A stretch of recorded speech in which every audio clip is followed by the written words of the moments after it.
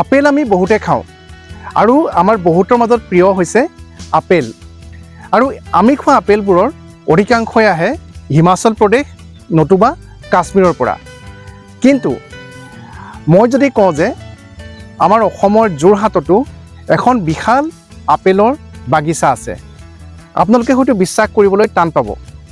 কিন্তু মই প্ৰথমে আপোনালোকক সেই আপেলৰ বাগিচাখন দেখুৱাই ল'ব বিচাৰিছোঁ যে এনেধৰণৰ এখন আপেলৰ বাগিচা কৰা হৈছে আৰু ইয়াতে মুখা কৰি আপেল লাগিছে আৰু সেই আপেলৰ বাগিচাখন ক'ত আছে, কেনেদৰে কোনে কৰিছে আৰু ইয়াতে কিমান ফল লাগিছে বা এই আপেলৰ কোৱালিটি কেনেকুৱা সেই সন্দৰ্ভত আমি জনাম। আমি প্ৰথমতে আপেলৰ বাগিচাখন দেখুৱাই ল'ব বিচাৰিছোঁ যে এনেধৰণৰ পুনৰ দেখুৱাইছোঁ যে এনেধৰণৰ আপেল এই বাগিচাখনত সেই গছবোৰত লাগি আছে আৰু বৰষুণৰ বাবে বহু আপেল সৰি গৈছে। কিন্তু এই আপেলৰ বাগিচাখন ক'ত আছে, বিশেষকৈ যোৰহাটৰ, আপোনালোকৰ জানিবৰ বাবে হয়তো কৌতূহল হৈছে। আমি কৈ দিব বিচাৰিছোঁ যে এই আপেলৰ বাগিচাখন আছে যোৰহাটৰ অসম কৃষি বিশ্ববিদ্যালয়ৰ যি হৰ্টিকালচাৰ বিভাগ আছে তাৰ যি বাগিচা আছে সেই বাগিচাত স্থাপন কৰা হৈছে। 60জোপা আপেলৰ গছ এই বাগিচাখনত আছে আৰু এই আপেলসমূহ হৈছে ট্ৰপিকেল এপল, অৰ্থাৎ গ্ৰীষ্ম অঞ্চলত হোৱা আপেল আৰু পৰীক্ষামূলকভাৱে এটা গৱেষণাৰ প্ৰকল্প হিচাপে এই আপেলৰ খেতি ইয়াতে কৰা হৈছে আৰু এই গছবোৰৰ বয়স 2 বছৰ হৈছে। 2 বছৰ পূৰ্বে অসম কৃষি বিশ্ববিদ্যালয়ৰ উপাচাৰ্য ডাঙৰীয়াৰ নিৰ্দেশত নেতৃত্বত ইয়াৰ গৱেষকসকলে বিজ্ঞানীসকলে এই আপেলৰ বাগিচাখন স্থাপন কৰিছিলে আৰু ট্ৰপিকেল এপল হিচাপে যে অসমৰ যি জলবায়ু, অসমৰ যি পৰিৱেশ, সেই পৰিৱেশত এই আপেলৰ খেতি কৰিব পৰা যায়নে নাই সেই সন্দৰ্ভত এই গৱেষণা তেওঁলোকে অব্যাহত ৰাখিছে। আৰু যিহেতু আমি দেখুৱাইছোঁ যে এনেধৰণৰ এই গছবোৰৰ বয়স হৈছে মাত্ৰ 2 বছৰ আৰু 2 বছৰতে যিহেতু গ্ৰাফটেড পুলি হয় আৰু সেইবাবে এবছৰ পিছৰ পৰা ইয়াতে ফল লাগিছে, আপেল লাগিছে। গছবোৰৰ বয়স মাত্ৰ 2 বছৰ আৰু এতিয়াও নিশ্চিত নহয় যে এই আপেলৰ খেতি অসমত কৰিব পৰা হ'বনে নহয়, কিয়নো বিজ্ঞানীসকলে আমাক জানিবলৈ দিয়া মতে এই গৱেষণাৰ আৰু তথ্য আহিবৰ বাবে আৰু প্ৰায় 2-3 বছৰ সময় লাগিব। কিন্তু আমি দেখুৱাইছোঁ এখন অতি সুন্দৰ আপেলৰ বাগিচা। যে ছাৰ মই দেখিছোঁ আপোনাৰ হিমাচল প্ৰদেশত যেনেধৰণৰ আপেলৰ গছবোৰ থাকে তাত পাততকৈ আপেল বেছি লাগে তেনেধৰণৰ, কিন্তু আপোনালোকে যিটো প্ৰকল্প লৈছে, যিটো গৱেষণা প্ৰকল্প লৈছে যে ইয়াতে এইখিনি কি আপেল, আমি দেখি আচৰিত হৈছোঁ যে যোৰহাটত এনেধৰণৰ আপেলৰ খেতি আপোনালোকে কৰিছে। অলপ বুজাই ক'ব নেকি? সাধাৰণতে তাত যিবিলাক খেতি কৰে, কাশ্মীৰত যিখিনি কৰে, কাশ্মীৰ বা হিমাচলত যিখিনি কৰে সেইখিনি হ'ল তেখেতসকলৰ ঠাণ্ডা ঠাইৰ আপেল। আমাৰ এইকেইটা জাত উদ্ভাৱন যিকেইটা কৰিলে এইকেইটা আমাৰ ঠাণ্ডা যিটো তাপমাত্ৰা লাগে 7 ডিগ্ৰী চেণ্টিগ্ৰেড তাপমাত্ৰা লাগে, এইটো বস্তু আমাৰ ইয়াত নালাগে। এইটো মানে উচ্চ তাপমাত্ৰা সহ্য কৰিব পৰা ভেৰাইটি 3টা উলিয়াইছে, 3টা সঁচ। এই 3টা সঁচ আমি ইয়াত কৰিছোঁ আৰু আমাৰ 2 বছৰ হৈছেহে। 2 বছৰ হওঁতে আমাৰ প্ৰথম বছৰতে ফল লাগিছিলে, কিন্তু সেইবাৰ সৰি গ'ল। এইবাৰ গছবোৰ অলপ ডাঙৰ হোৱাৰ কাৰণে এইবছৰ অলপ থাকিছে, ৰৈছে আৰু আমি ভাবিছোঁ যে আৰু 4 বছৰমানৰ পাছতহে আচল কথাটো আমি ক'ব পাৰিম যে আপেলটো আমাৰ ইয়াত খেতি কৰিব পৰা যাবনে নাযায়। কিন্তু আমি এইবাৰ দেখিলোঁ বা যোৱা বছৰো দেখিলোঁ যে আপেল ইয়াত আগতে ভবাই হোৱা নাছিলে যে আমি আপেল ইয়াত কৰিব পাৰিম, কোনেও ভবা নাই কথাটো। কিন্তু এই জাতকেইটা যেতিয়া আহিলে তেতিয়া আমি দেখিলোঁ যে ফুল ফুলিছে, ফলো ধৰিছে। এইবছৰ ফল আৰু ৰৈছে। গছবোৰ যিহেতু ডাঙৰ হ'ল, সিহঁতৰ বহন ক্ষমতা বাঢ়িছে আৰু আমাৰ যিখিনি পৰিচৰ্যা লাগে আমি পৰিচৰ্যাখিনি মানে চেষ্টা কৰিছোঁ কেনেকৈ কৰিলে ফলবিলাক ৰ'ব গছত। ফলবোৰ ৰ'লেহে আমি ফলপ্ৰসূ হৈছে বুলি ক'ব পাৰিম, কাৰণ ফুল ফুলিছে, ফলো ধৰিছে, কিন্তু একেবাৰে পকালৈকে ৰখাব পাৰিব লাগিব। এইটোৰ ওপৰত আমাৰ গৱেষণা চলি আছে। আমাৰ MSc PhD ষ্টুডেণ্টে গৱেষণা কৰি আছে। পোক পৰুৱাও হয়, বহুত বেমাৰ আজাৰো হয়, তথাপিও আমি দেখিছোঁ যে ফলবোৰ ধুনীয়াকৈ লাগিছে। বহুত ফল লাগিছিলে প্ৰথমতে, আপোনালোকে দেখিছিলে আগতে, কিন্তু এতিয়া ফল বহুতবোৰ সৰি গ'ল। আৰু আমাৰ যিহেতু বৰষুণ খুব বেছি হয়, বৰষুণো এটা কাৰণ হ'ব পাৰে বা তাপমাত্ৰা বেছি হৈ গৈছিলে মাজতে, সেইটো এটা কাৰণ হ'ব পাৰে। আমি সেইকাৰণে দেখিছোঁ আমি এতিয়া ওপৰত জাল লগাই চাইছোঁ, সেইটো টেম্পাৰেচাৰ কমাব পাৰোঁ, তাপমাত্ৰা কমাব পাৰোঁ, কিন্তু ৰয়ে অলপ দেখিছোঁ তাৰ অলপ ফল পৰিছে, তাৰ মানে প্ৰভাৱ পৰিছে। সেই তেনেধৰণে আমি বেলেগ দৰৱ মাৰিছোঁ বা সাৰ দিছোঁ, পানী যোগানো আমি ব্যৱস্থা কৰিছোঁ। সেই ঠিক তেনেদৰে আমি কৰি পাছত গৈ ভাবিছোঁ আমি 3-4 বছৰত এটা আমি যিটো প্ৰযুক্তি সেইটো আমি উদ্ভাৱন কৰিব পাৰিম, কোনটো জাত আমাৰ ইয়াত হ'ব। এনেকুৱা নহয় যে আমি কাশ্মীৰ বা হিমাচল প্ৰদেশৰ লগত আমি মানে হেৰি কৰিব পাৰিম, মানে ফেৰ মাৰিব পাৰিম, তেনেকুৱা নহয়। কিন্তু আমাৰ ইয়াত হ'লেও বহুতখিনি, কাৰণ আমাৰ মানুহে দেখাই নাছিলে, আপেল গছেই দেখা নাই, কিন্তু আমাৰ ইয়াত এতিয়া আপেল লগালোঁ, আপেলৰ ফলো দেখিছে। স্কুলীয়া ছাত্ৰ ছাত্ৰী আহিছিলে, কলেজৰ ছাত্ৰ ছাত্ৰী আহিছে, আমাৰ আৰু বেলেগ বেলেগ তেনেকুৱা আমাৰ ইয়াত আহিছে, যাবলৈ মানুহে চাবলৈ আহিছে। আপেলবিলাক দেখি সকলোৱে ভাল পাইছে। ফল নহ'বগৈ পাৰে, কিন্তু যিকেইটা ফল পকিছিলে আমাৰ যোৱাবাৰ বা এইখিনি যিকেইটা পাইছোঁ আমি, ফলবোৰ মিঠাও কম নহয়। মানে এতিয়া যিবিলাক বজাৰত ওলাই আছে আমাৰ দেশীয় আপেল, এতিয়া বাহিৰৰ পৰা আহি আছে গোটেই আপেলবিলাক, যিখিনি দেশীয় আপেল, সেই দেশীয় আপেলৰ লগত প্ৰায় সমানেই। আৰু আমাৰ আৰু এটা এডভান্টেজ এইটো হৈছে কি, মানে সাধাৰণতে কাশ্মীৰত আপেলটো লাগেগৈ হয়গৈ ছেপ্টেম্বৰত, কিন্তু আমি জুনতে পাইছোঁ। সেইটো এটা আমাৰ কাৰণে ডাঙৰ মানে দিশ। আৰু এটা বস্তু আমি দেখিছিলোঁ যে যোৱা বছৰ আমাৰ ডক্টৰ ভৱেশ ডেকাই কামটো কৰি আছে। তেখেতে যোৱাবাৰ দেখিছিলে যে ফুল দেৰিকৈও ফুলে।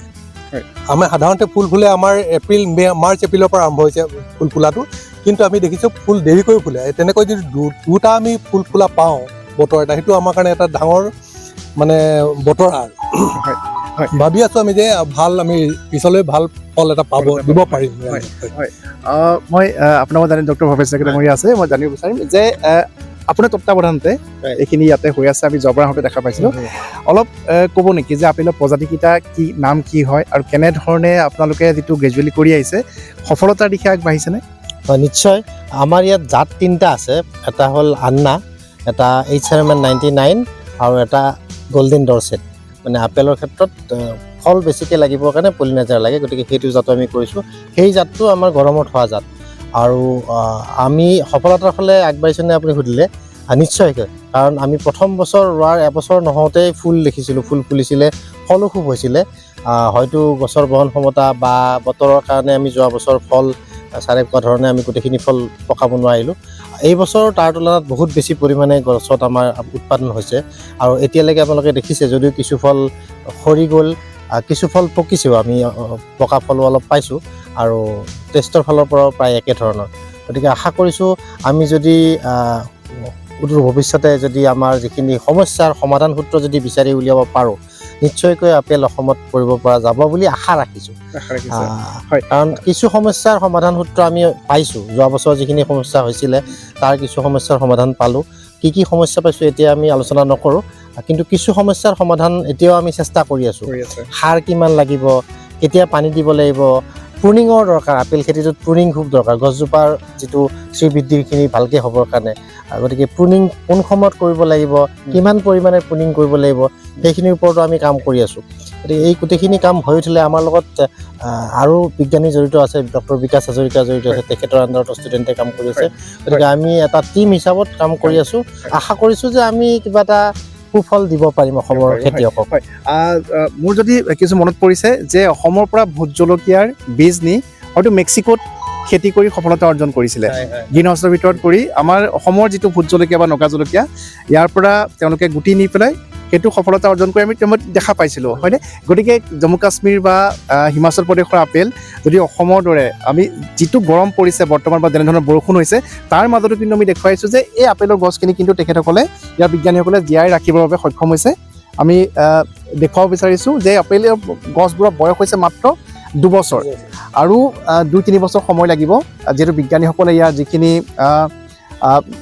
তেওঁলোকৰ সমস্যাৰ সন্মুখীন হৈছে বা কীট পতংগৰ পৰা আৰম্ভ কৰি আপেলৰ গছৰ বেমাৰৰ পৰা আৰম্ভ কৰি সকলোখিনি কেনেধৰণৰ সমাধান কৰিব পাৰে তাৰ দিশসমূহ তেওঁলোকে চাই আছে। আৰু আপোনাৰ তত্বাৱধানতে নিশ্চয় হৈ আছে যে যি ষ্টুডেণ্ট আছে, PG ষ্টুডেণ্টৰ যিটো ৰিচাৰ্চ কৰি আছে, গৱেষণা কৰি আছে, অলপ ক'ব নেকি কেনেধৰণৰ কিখিনি প্ৰত্যাহ্বান আৰু কেনেধৰণৰ সমাধানৰ দিশে আগবাঢ়িছে? আমাৰ ইয়াৰ বিনিময়তে আমি MSc ষ্টুডেণ্ট আছে, PhD ষ্টুডেণ্টো আছে। তো মোৰ তত্বাৱধানো আছে, আমাৰ ডক্টৰ শৈলেন গগৈ ছাৰ আছে, ডক্টৰ ভৱেশ ডেকা ছাৰ আছে, আমাৰ ডিপাৰ্টমেণ্টৰ প্ৰায়খিনি গোটেইখিনি প্ৰফেচাৰ জড়িত আছে। তো আমাৰ যিহেতু ছাৰহঁতে ক'লে যে প্ৰথম গৱেষণাটো এইটো আছিলে যে আপেল খেতিটো ইয়াত হয়নে নহয়, যদি হয় তেনেহ'লে তাত সাৰ কি লাগে, যদি সাৰ আমি দিওঁ তেনেহ'লে তাত বেমাৰ কি লাগে বা তাত পোক কি আহে, সেইকেইটা আমি সমাধান আমি কৃষক বন্ধুসকলক আমি সুতেটো দিব লাগিব।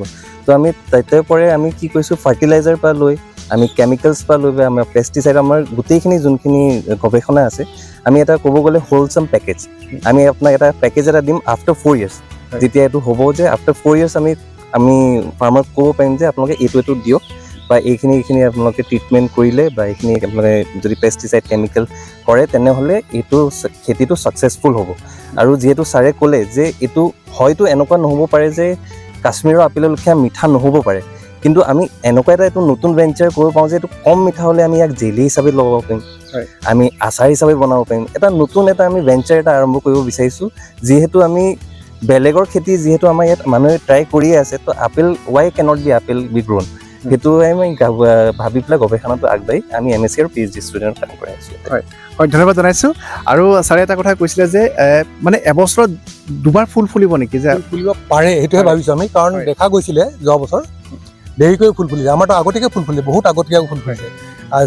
হেৰিয়াত এতিয়া কাশ্মীৰত ছেপ্টেম্বৰত ফল পকিবগৈ, তাৰমানে এতিয়া কোমলীয়া অৱস্থাতে আছে, কিন্তু আমাৰ এতিয়া পকিবলৈ হ'ল। সেইটো এটা আমাৰ কাৰণে ডাঙৰ বতৰা, কাৰণ আগতীয়াকৈ আমাৰ হৈছে।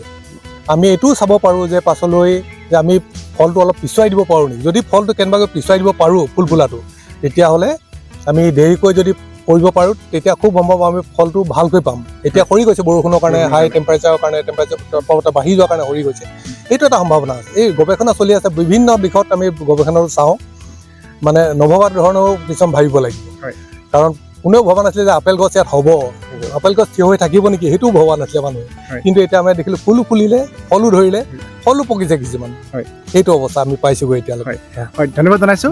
আৰু আমি জনাব বিচাৰিছোঁ যে গৱেষণা সফলতাৰ দিশে আগবাঢ়িছে, বহুখিনি প্ৰত্যাহ্বান তেখেতসকলে লাভ কৰিছে বিজ্ঞানীসকলে, আৰু কেনেকৈ সমাধান কৰিব পৰা যায় তাৰ বাবে তেওঁলোকে চেষ্টা অব্যাহত ৰাখিছে। ইয়াৰ বাবে আৰু 2-3 বছৰ সময়ৰ প্ৰয়োজন হ'ব, কিয়নো এইবছৰ যি আপেলৰ খেতি যি ধৰণে তেখেতসকলে কৰিছিলে, আপেল লাগিছে, আপেল পকিছে, আৰু সেই আপেলবোৰ সৰি গৈছে বৰষুণৰ বাবে হওক বা অত্যাধিক মাত্ৰাত যি গৰম পৰিছিলে তাৰ বাবে বহু আপেল সৰি পৰা দেখিবলৈ পোৱা গৈছে, বা কীট পতংগৰ যি আক্ৰমণ সেই কথাও আহিছে। গতিকে বিজ্ঞানীসকলে এনেধৰণৰ সমস্যাসমূহ সমাধান কৰি যাতে এজোপা পূৰ্ণাংগ আপেলৰ গছৰ খেতি কৰি তাৰ পৰা যাতে ভাল আপেল উৎপাদন কৰিব পৰা যায়, সেই সন্দৰ্ভত তেখেতসকলে বৰ্তমানো গৱেষণা অব্যাহত ৰাখিছে।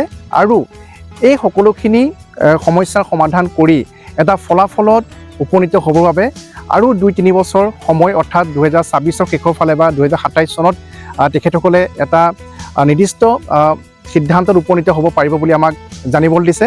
কিন্তু এইটো ডাঙৰ কথা যে অসমতো এনেধৰণৰ গৰমৰ পৰিৱেশত আপেলৰ খেতি, আপেলৰ গছত এনেধৰণে আপেল লাগিছে, আৰু সকলোখিনি যাতে যদিহে ঠিকে থাকে তেনেহ'লে হয়তো এটা অতি ভাল খবৰ আৰু 2-3 বছৰ পিছত আমালৈ আহিব যে অসমৰ খেতিয়কসকলেও তেওঁলোকৰ নিজৰ পথাৰত এনেধৰণে আপেলৰ খেতি কৰিব পাৰিব।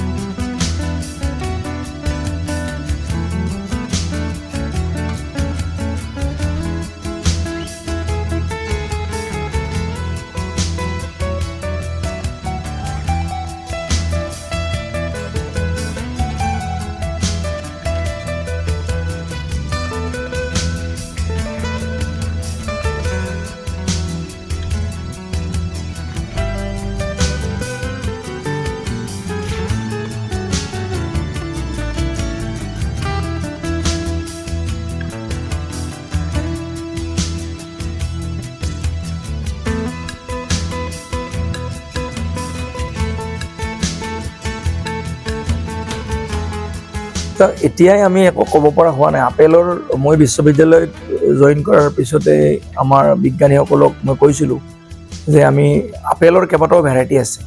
আমি যিটো ভেৰাইটি কৈছিলোঁ ট্ৰপিকেল ভেৰাইটি, এনেকুৱা ধৰণৰ পৰিৱেশত মানে টেম্পাৰেচাৰ অলপ এনেকুৱা ধৰণৰ পৰিৱেশত মানে কৰিব পাৰে।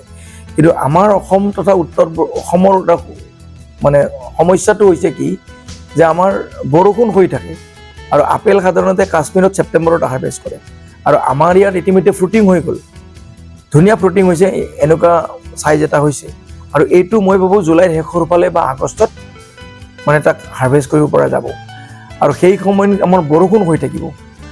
এতিয়া কোৱালিটি কেনেকুৱা হ'ব আমি আজিলৈকে নাজানো। ফ্ৰুটিং আমাৰ যোৱা বছৰো ফ্ৰুটিং হৈছিলে, খুব ড্ৰপ হৈ গ'ল, শিল বৰষুণ আছিলে কাৰণে গোটেইবিলাক সৰি গ'ল। এই বছৰ কিন্তু আমাৰ ধুনীয়াকৈ ফ্ৰুটিং হৈছে। গতিকে এতিয়া আমি গৱেষণা যিটো কৰি আছোঁ, এতিয়াই আমি কৈ দিব নোৱাৰোঁ যে অসমত আপেলৰ খেতি কৰিব পাৰি বুলি আমি কোৱাটো ঠিক নহ'ব। কাৰণ আমি বিশ্ববিদ্যালয় এটা জাতীয় অনুষ্ঠান হিচাপে আমি গোটেই বস্তুবিলাক চাব লাগিব যে অকল ফলটো লাগিলেই নহ'ব নহয়, ফলৰ মানে কোৱালিটি কেনেকুৱা হ'ব, তাত কেনেকুৱা ধৰণৰ বেমাৰ আজাৰ হ'ব পাৰে, কেনেকুৱা ধৰণৰ পোক পৰুৱা আহিব পাৰে, সেইবিলাকক মানে নিয়ন্ত্ৰণ কৰিবৰ কাৰণে কেনেকুৱা ধৰণৰ ব্যৱস্থা ল'ব লাগিব, এই গোটেইবিলাক গৱেষণা কৰিবৰ কাৰণে আমাক অতি কমে আৰু 2 বছৰ সময় লাগিব। মানে মই ভাবোঁ যে আমি মানে 26-27ৰ পিছতহে আমি এটা ৰিকমেণ্ডেশ্যন এটা আমি দিব পাৰিম যে হয় যে অসমৰ মানে জলবায়ুত এনেকুৱা জেগাবিলাকত আমি আপেলৰ খেতি কৰিব পাৰোঁ। আজি আপেলৰ খেতি কৰি দিয়াটো আমাৰ পক্ষে সমীচীন নহ'ব। আমি যিটো গৱেষণা এটা আমি দিশত আমি কৰি গৱেষণাটো কমপ্লিট যেতিয়া শেষ হ'ব তেতিয়াহে আমি কনফিডেণ্টলি ক'ব পাৰিম যে হয় এইটো কৰিব পাৰি। আজিৰ তাৰিখত কিন্তু মই মানুহক কেতিয়াও নকওঁ যে আপোনালোকে আপেলৰ খেতি কৰক। ধুনীয়া ফল হৈছে, এতিয়া ধুনীয়া ফল হৈছে, আপোনালোকে চাবও পাৰে। এতিয়া মানে জাষ্ট গ্ৰয়িং ষ্টেজত আছে আৰু মই ভাবোঁ জুলাইৰ শেষৰ ফালে বা নহ'লে আগষ্টত তাক মানে চপাব পৰা যাব। মানে কালাৰ ডেভেলপমেণ্টটো কেনেকুৱা হয় চাব লাগিব। আৰু এইটো যিটো ট্ৰপিকেল আপেল, কাশ্মীৰৰ আপেলবিলাক হৈছে টেম্পাৰেট, মানে ভেৰাইটি বেলেগ, আমাৰ ভেৰাইটিটো বেলেগ। গতিকে তাৰ টেষ্টটো কেনেকুৱা হয় গোটেই বস্তুবিলাক চাব লাগিব। বৰষুণ বেছি হ'লে হ'লে পোক পৰুৱাৰ আক্ৰমণটো বেছি হয়, কাৰণ ৰিলেটিভ হিউমিডিটিটো আমাৰ ইয়াত খুব বেছি। সেইবিলাক গোটেই আমি বস্তুখিনি চাই পেলাই মই 26-27হে আমি কিবা এটা ৰিকমেণ্ডেশ্যন দিব পাৰিম। তাৰ আগত আমি দিয়াটো বৰ সমীচীন নহ'ব। এতিয়া আমি বেছি লগোৱা নাই, আমাৰ খুব বেছি কিমান আছে 75-100 মান গছ আছে আমাৰ, ইমান মানে গছ আছে, বেছি গছ আমাৰ নাই।